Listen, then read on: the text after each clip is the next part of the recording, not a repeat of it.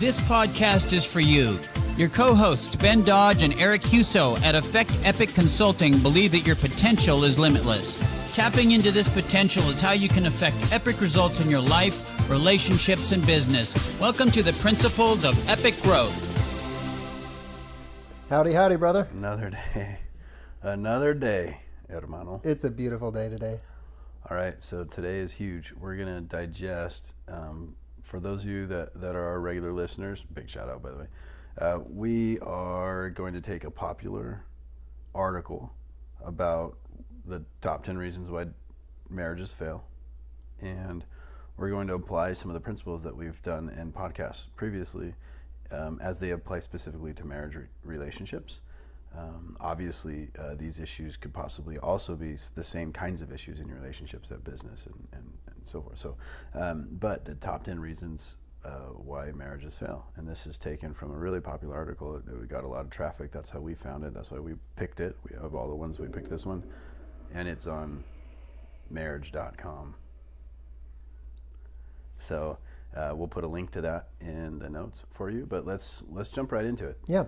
One little thing before we jump right in, Ben. So one of the cool things about these principles that we talk about is they have powerful application. They have application in the business world. They have application in our personal lives. And so today's podcast is really going to focus on that application part, how you can take the principles that we've talked about, and we're going to focus on marriage, but it can be applied, like Ben said, to a business partnership. This can be applied to a relationship that you have with a child. This can be applied to a relationship that you have with a student, if you're a teacher, etc. So powerful application today on relationships. Specifically, we're going to be focusing on marriage.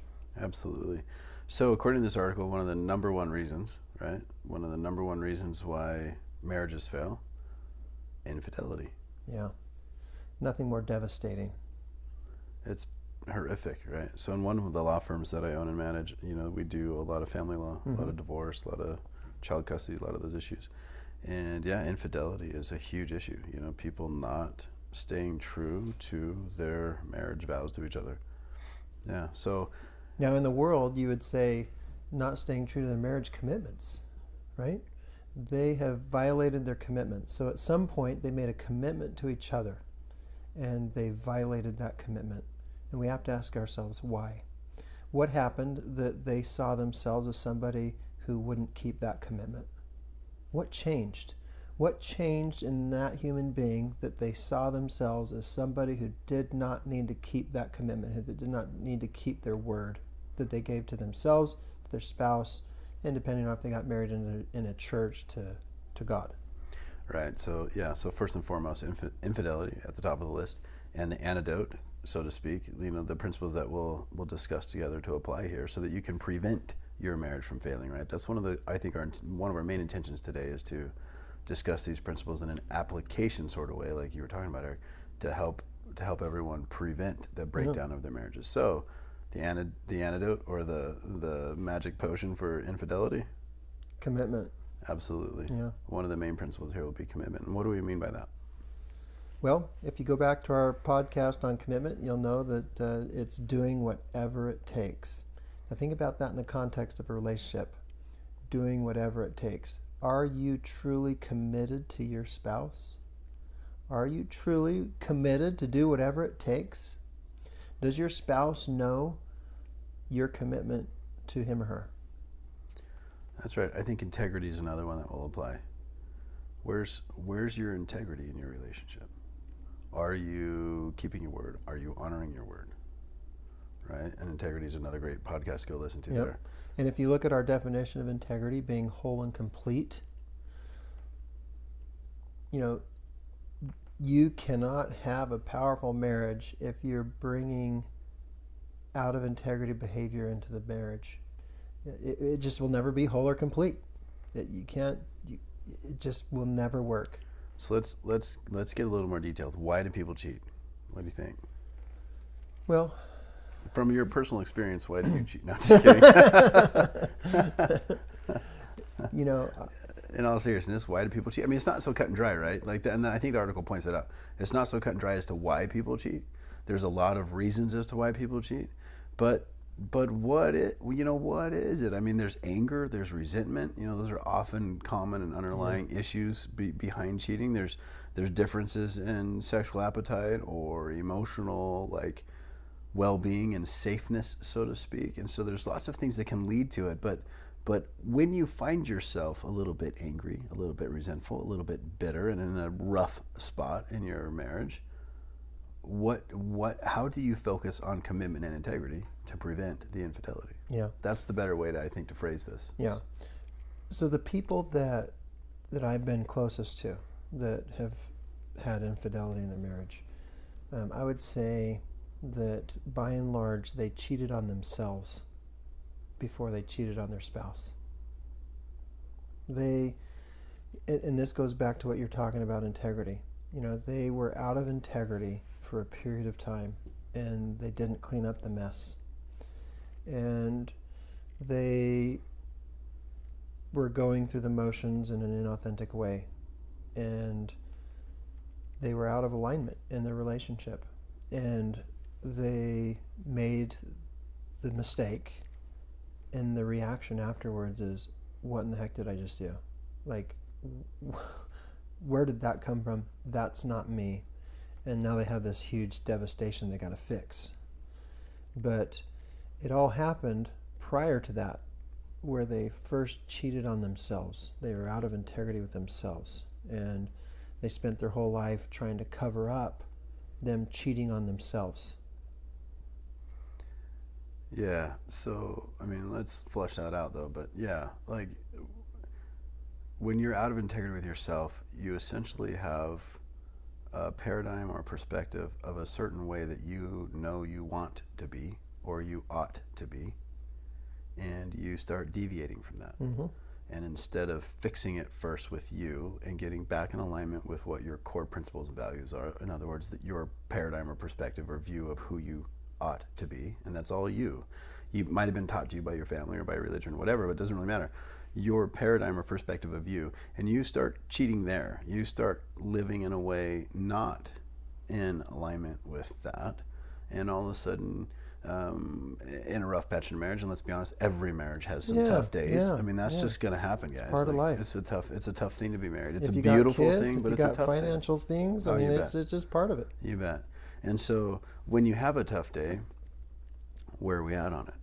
What are you doing in terms of your integrity with you? Because there's several experts. One of them here is Ruth Houston, who the article refers to, that says, an infidelity or an affair almost always starts as an emotional affair first, right? Yeah. So, in other words, you ought to not flirt with so-and-so or go out solo for some drinks with so-and-so, and then you start, getting warmer and warmer to that, person and or idea over and over again, repeated this and that, and all of a sudden, you're out of integrity because you're doing something that you probably ought not to do, and then it just leads one thing to another. So, and then if you're not clear on your commitment, really a marriage commitment is pretty clear. I don't know how you can be unclear on what you're committed to. Is it you're committed to marry her black and white, him or her just for the good days? Or let's be honest, every movie, every chick flick, everything, marriage commitments are pretty dang clear. So, for some reason you're not clear in your commitment anymore to marriage, it's because you're out of integrity with you and with what your commitment ought to be. And then you start slipping and sliding. So remember to be clear on your integrity, and that will help you with your commitments, because there's no such thing as being unclear on what your commitment is in marriage. It's to, for many people in the world, it's to death do you part, whatever. So, how is that not clear, right? So, for good or for bad, for health or for sickness, whatever they say, was it Princess Bride? Marriage. Everybody knows that. Yeah. And so that's what I mean, Ben, when I say the person who's cheated on his spouse first cheated on themselves.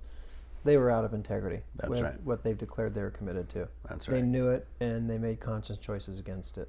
So infidelity, guys, that's really kind of a big aha moment if you think about it. Infidelity isn't just breaking a commitment, a marriage commitment. That's kind of the surface level. Everyone can see that. The why behind it is most likely that person has started breaching their own personal integrity. And by the way, that could be on simple things. Yeah. It could have nothing to do with a relationship with another person. It could be just breaching your integrity in general. And so you're just a weak person of integrity because you cheat all the time. Like it could be as simple as not putting the grocery cart back in the grocery cart thing in the parking lot over and over again. I'm not saying that's going to lead to a divorce, but just hear the principle out. Play with me in my mind for a minute. It is being weak in integrity. And the more weak you are, and the more areas of integrity in your life you are, then you're going to be a person of weak integrity. At which point, you're going to be one of the ones that would potentially be on the chopping block there for falling short, right? So a lack of or breach of commitment to a marriage will always start with a breach of your own personal integrity. That's the big lesson there on that one. One other thought on this. There are lots of people where there's infidelity in their marriage and they stay together. I've seen it. And they have actually more powerful marriages afterwards in some cases. And there's lots of people where there's infidelity and it doesn't work and they end up in divorce. The difference between those two situations is the commitment to the marriage. When there is a commitment to the marriage to stay together, they stay together. And when there's not a commitment to the marriage to stay together, they fall apart. And so if you're in this situation where there has been infidelity and you are committed to the marriage, staying together, you have to be a person of integrity. Let's say you were the person that was unfaithful. You can't ever give any inclination that you're a cheater. Like Ben gave the silly example of not putting the shopping cart back in the cart stall. If you get 10 cents extra of change from the cashier at the grocery store, you go back and you give that 10 cents. You have to be a person of integrity so that you show your spouse that the person that cheated, the person that was out of integrity is no more. That this person that they're experiencing now is a person that's committed to honoring their word, and the person can be counted on in everything. Because you've planted a seed in the back of your spouse's mind of, I don't know. Once a cheater, always a cheater. Yeah. And so you can't ever give any inclination that you're a cheater. You have to be totally committed to honoring your word. And by the way, I think there's a good point here before we go further on to the next one. And the next one's money, by the way. That's a big one. Money. But before we go on to the next one, let us be really clear with you guys out there that we're not ever going to suggest when you should or if you should ever get a divorce. All we're going to talk about today is the principles that can, if you apply them in your own lives, can help prevent the breakdown of a marriage relationship. These are principles of powerful relationships. If and when you decide to get a divorce, that's obviously all on you and your spouse. That's your personal thing. We're not ever telling you to do that or not to do that. But if you do, call Ben Dodge. No. But what we are saying, what we are saying though is these principles are absolutely helpful in preserving and fixing and strengthening relationships, right? And so just check yourself. Like, it might not be an infidelity for you. Like maybe you feel like you'll never be tempted with that. Well, good for you. But how's your integrity then? I mean, maybe your integrity can lead to other issues that break down your relationship, right? And it might not be an infidelity thing. It might, it could be something else. You might be, for example, cheating with money. Yeah. And you might have a spending problem and you're out of integrity there. So let's move on to money, right? Holy smokes. Let's be honest. One of the most stressful things a person can ever deal with, married or not, is financial stress. Yeah. When there's not enough money in the bank account, it's a burden that you carry. Debt is a heavy, heavy, heavy burden that people carry, and it never goes away. Like it sleeps with you. Yeah, and in a marriage, it can be a bunch of different things, right? It could be one spouse's spending habits are completely different than the others. Mm-hmm. It could be that the financial goals are on opposite ends of the world as to what they want to do. One spouse making considerably more than the other, and they're all of a sudden, angry about that. There's so much that money can touch. It could literally just be not having enough money to have the comfort and security of being able to buy groceries or pay rent or mortgage or whatever. And now you've got that stress, right? So, money can rear its ugly face in a lot of ways. So if somebody's about to get married, what advice would you give them regarding money? Prenup. Okay, just kidding, but seriously. money, they say, is the root of all evils. I don't believe that. I don't either. I don't believe that. I don't either. There's a great little book called Millionaire Mindset by T. Harv Eker that really helped me change my perspective on money, because I kind of had this mindset that money corrupted people. And the reality is that money is a magnifier. It's a magnifying glass. If you're a good person, then money just magnifies the good inside of you. And if you're evil, then money magnifies the evil inside of you. That's right. It's a magnifying glass of what's really inside of you. That's right. I guess my advice to newlywed couple would be, with money, would be to be clear in your communication with your spouse as to what you want to do with it, how you want to earn it, what effort you both are willing to put out to earn it, you know. And then for me, money is extremely important, but it's not the most important thing by a long shot, right? It just isn't. I mean, sometimes it acts like it. We let it act like it. Yeah, we give it space to act like it. I never want to be controlled by money. I want to control money. Yeah. Right? So I don't care how much I have. I could be super poor or super rich someday. It doesn't really matter. I'm never going to be controlled by money. I will control money in our relationship. And so, yeah, don't let it be the most important factor in life, or even really a deciding factor in a lot of things. Yeah. And this is where budget can really help a couple in a marriage, where you have these higher level communications where you talk about what really matters to you, what you're committed to, what your intentions are, why you're working, why you're earning this money, what your plans are to do with it. And then you align those commitments and intentions. So, you might initially have different commitments and intentions. So I'm just going to share a personal example. So I love making money and I love saving money. Like, there's nothing that's more satisfying than to see money growing in my bank account. Just so you know, by saving money, he means he's one of the biggest tightwads on this planet. Frugal. Ask anybody in the family. Frugal. Okay? And my wife, she loves it when I make money, and she loves spending money. Like, it doesn't matter how much money I've made over the 23 years that we've been married. She spent every dollar that I've given her. Like, it just doesn't matter. Like, it gets spent. And so what we had to have is a really deep conversation about, together as a team, really, what do we want to do with our money? And so I had a mind shift a few years ago where it really wasn't that important. It really wasn't as important to save all this money as it was to use the money that we had to bless other people, to create memories with our children and our family. Like, what good is it going to do if we die with all this money?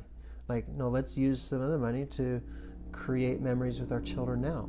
Let's use some of this money to make a difference in some underprivileged circumstances, etc. So the principle here, of course, would be open communication with your spouse and alignment in terms of setting goals and so forth together. And by goals, it's not just how much to get; it's how you're going to earn it. Who's working, who's not working?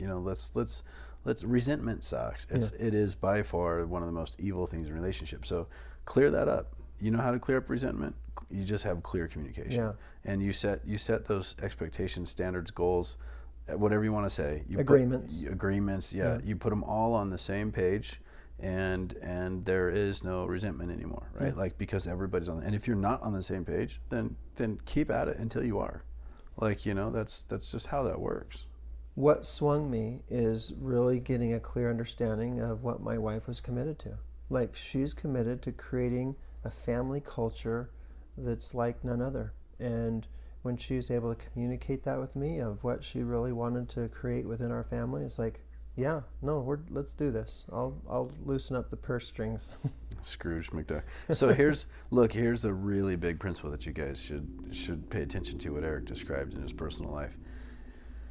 When you are stuck on a certain kind of train of thought and you are dead set on thinking it's the right way, and whether it's money, whether it's whatever it is, in this case it's money. Eric, for decades, was Scrooge McDuck. And now he's got this mindset shift. How did he get there? So he was with his spouse, in a way, to try to understand things from her perspective. And in so doing, they had some communication that was effective, where she was able to explain why she wants to spend money. And Eric realized that he too was committed to having an incredible family experience, and so was able to jump on board. It doesn't mean they just blew through, all their savings, right? Things didn't go on the credit card. We didn't blow through all the savings. Yeah, but there was essentially a compromise. Compromise isn't just giving something up and then resenting the fact that you gave it up, right? That's not compromise. Yeah. That's what the world thinks of compromise is. Here a little, everyone give and take a little. Okay, well that's not really enough. Like, it's being with the other person in a way. That means sitting with them, talking with them, understanding things from their perspective as much as humanly possible without judgment. Talk about creating a safe place, right?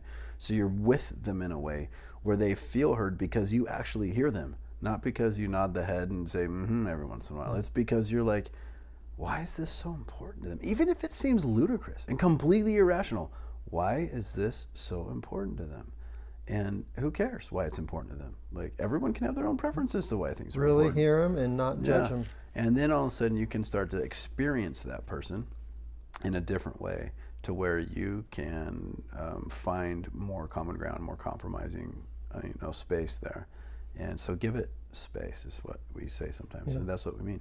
Rather than that word compromise, because sometimes compromise, there's a winner and a loser sometimes in a compromise, where you're both both win and both lose. Yeah, I love Covey's language of win-win, where you co-create an agreement where you both are very satisfied with the outcome. So imagine, like, if in my case I decide, okay, we're going to spend money, we're going to go on this family vacation, but it was a compromise, and I did not like the fact that we were spending money on the family vacation. Like, really, would that make a difference in my family, in the culture that we're creating, if I'm all upset and angry and pouting and frustrated that we had to go on this stupid vacation and spend all this money? No, that would be a compromise situation. But a win-win is where I'm committed to it. I'm committed to it because my wife is committed to it. And then we get we get the benefit of the choice and the action. Yeah, so what's happening there is for it to be a win-win, there's a paradigm shift. There's a perspective or a viewpoint shift, a change in the way you think and the way you see things. Because you were with them in a way that now you can see this alternate solution that feels good. It feels like a win. And the other side does the same thing. The miracle or the magic there is when you're with somebody in that way, where they feel heard and understood, is there's this authentic openness, right? And it's reciprocated. It's given back to you in the same measure or more than what you put out there. And now all of a sudden together you're in this brand new co-created space where there's authentic communication that's open, transparent, and honest. And from that place, you can create together these agreements, and that's what we mean by co-creating agreements and being with somebody in a way that you can relate to them. That's really what happens, and that is the miracle. So for money, so money can really be a difficult thing. Then be with your spouse in a way where you can understand what stresses them out about the money, what they want with the money, how they want to get the money, whose role is which part and to what extent. Hammer every last, don't leave any stone unturned. And look, you'll start solving the money problems. Making more money is not the solution. Nope. Guarantee it, guys. Nope. That's not just the magnifies the problem that's underlying. Making more money is not the solution to money problems. Yep. It's communication. Okay. So lack of communication is one of the top. Yeah, speaking of communication. Yeah, that was the top three there. And so let's address that. Lack of communication. I mean, obviously communication is crucial, and if it's not effective, it's going to quickly lead to frustration. It's going to lead to resentment. It's going to impact both parties. But on the other hand, of course, good communication is an amazing thing. Yelling, screaming, shouting, throwing things, punching walls. That's communication. Yeah. It's just terrible communication. Here's what I'd say about communication. The thing that can really enhance communication in a relationship is having a clear intention.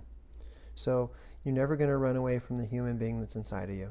And in any relationship, there's going to be conflict, there's going to be disagreement, there's going to be frustration, there's going to be just We have different contexts of the way that we see the world. And so if you can be clear on your intention, then you can get out of the way, because the human being inside of you gets in the way of what your intention is. So for example, if I'm in a conversation with my spouse, or if I'm in a conversation with my business partner, and I can feel inside of me the fight or flight, right? I can feel my amygdala hijack, coming on. That's like, ooh. Wait a second, I'm your business partner.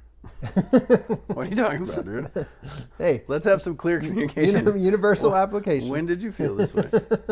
Okay. Universal application. Yeah. Okay. So you feel the fight or flight. It's coming in. If I can be awake to that and say, hey, wait a minute. Yep, there I'm feeling these feelings, and my intention is that my wife experiences me as somebody who doesn't get angry, or my intention is that my wife experiences me as somebody that really cares about her, or my intention is that my business partner experiences me as somebody who wants to work together, then I can say, okay, what is my intention in this situation? What do I want to create in this situation? Yeah, I want to walk away from this conversation where my wife knows that she's number one in my life.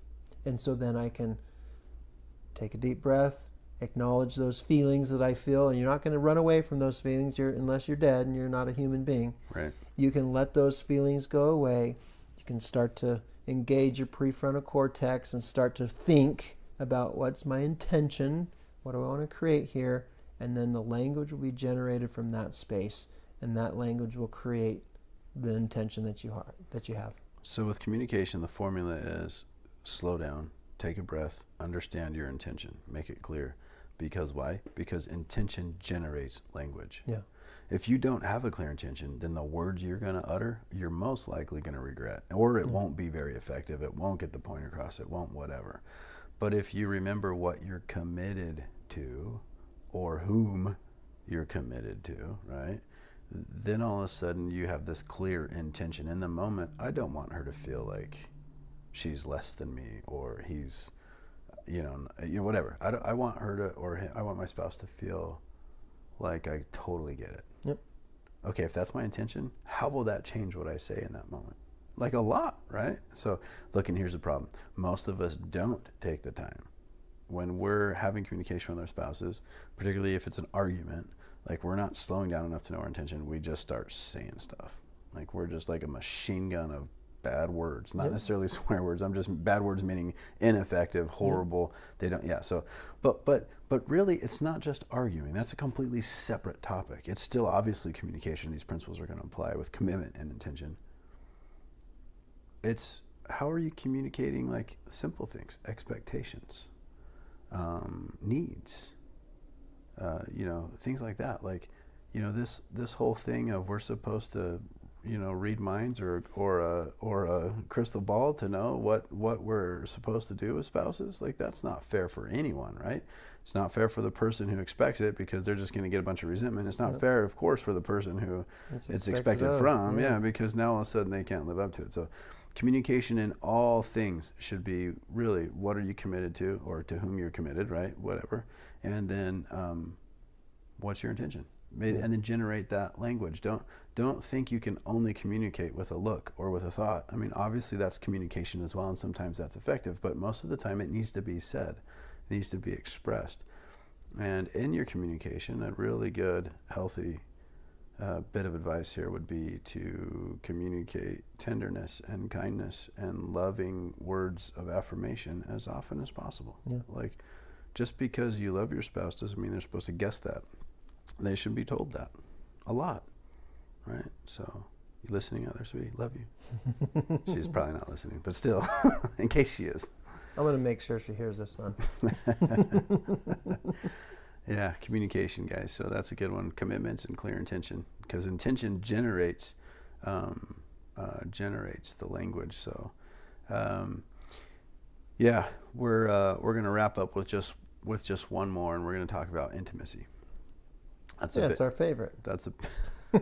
Save the best for last. That's a big one. No pun intended. Okay, there is an issue with intimacy that's far beyond physical. This is an emotional safe place as well, right? Yeah. So when we say intimacy, we're talking about emotional safe place as well as physical intimacy with a spouse. But it's one of the top reasons in this article as to why marriages break down. No question. So intimacy, I love that you've distinguished that it's not just physical. And for males, this is something that you have to be aware of, that, it's more than the physical. You have to create a safe space where you can be completely authentic with each other, where your spouse can communicate like we've been talking about, where you have created this space where they can be with you in this authentic way. That's intimacy. It's feeling connected to your spouse, and that's with nothing in between. Yeah, and that's not just physical. In fact, it's like 10% physical and 90% everything else. Yeah. It's the little acts of kindness. It's the kind, tender words. It's so ask yourself, do you create a safe place for intimacy in your relationship? Are you with your spouse in a way that they feel like they are safe with you and can discuss their hopes and dreams, their shortcomings, their fears? Are they able to have that kind of communication with you? If not, it's not their fault. You might think that they're just, they're too introverted, they don't want to talk about stuff. You know what? I get that that's an easy thing to say, but that's wrong. That's bullcrap. That's victim mentality. It's your fault. Yeah. Like, take responsibility, own it. This is where you got to have the extreme ownership mindset, where, as far as I'm concerned, the problem is me. That who your spouse is a direct result of who you have been with them. That you have created your spouse in this way because of who you've been with them. Now, with that mindset, with that extreme ownership, with this growth mindset, now you have all the power in the world to act and to change, to create the ideal setting that we've been talking about, where there is intimacy in the relationship. So lack of intimacy, again, emotional and physical. I start first by looking at the principles of safe place, your own authenticity, your own commitment to creating a safe place for your spouse and to be connected to them, and start working there. Don't start looking at the other person and their faults. Like, start looking first inward and see how you can. Look, if you don't feel like I don't know how to finish that sentence. If it's not happening enough for you, most guys are going to probably say it doesn't happen enough, right? Like, it's too many of us want to kind of blame our wives for that, right? From a guy's perspective, like, how are you contributing to that problem? And look, almost always that's going to be an emotional thing. Like how are you treating your spouse, and how are things? And you might think it's great, but it might not be good enough. Like, we're different emotional creatures as men. And by all means, don't sell yourself short, right? As a guy, we have significant emotional needs, and they're powerful, and we need to feel connected as well. So be authentic about those, and be with your spouse in a way where you can have that emotional intimacy, where you can be best friends. You can share hopes, dreams, failures, and fears, all alike. And in that way, you create an intimate, connected relationship, and the physical part will just come. Yeah. That's something that will just come when you have an intimate relationship emotionally. The physical part will just come. And we've talked about it a lot. We've talked about commitment a lot today. We talked about intention a lot today. But we can't say it enough. Are you committed to having an intimate relationship? Is your intention to have that intimate, authentic relationship with your spouse? To do that, you have to have a regular check-in with your intentions. If you want your relationship to be powerful, you have to have a check-in, and you have to have the conversation, the tough conversation. You have to ask your spouse, how do you experience me? And then you have to hear him. You have to hear them without judgment. Yeah, without being defensive. And you can't take it personally. Because if you've been with them in a way where they feel like they can share with you, they're going to share something that potentially could hurt your feelings. And you have to listen to it. You have to acknowledge those feelings that come and say, wait a minute. My intention here is to create this authentic relationship, this intimate relationship. So I'm not going to say anything that's going to hijack this moment. I'm actually just going to listen. I'm going to hear what she says. So as a problem solver, and most guys are, you should be thinking of whatever is going to come out of her mouth as gold. Gold. Because that's the answer to solving your intimate problem there. Yeah. Right? Like whatever she says, yeah, of course it's personal. And yeah, it might sting. It might sting a lot. But the fact is now you know what you can work on. Come on. How many times have we been in potential arguments with our spouses and we're not even sure why we're in trouble? like that's a communication problem, most likely on our part, right? Like always own it, okay? Don't shift blame there. But the fact of the matter is if you're in an opportunity, in a space that you've created where you can actually get authentic feedback as to where you screw up all the time as a spouse, take it, baby. That's good stuff. Take it, write it down, soak it in, digest it, and fix it. Yeah. Like it doesn't matter whether you think it's right or wrong, or you think it's fair, or you think it's justified. That's all bullcrap. That's victim mentality.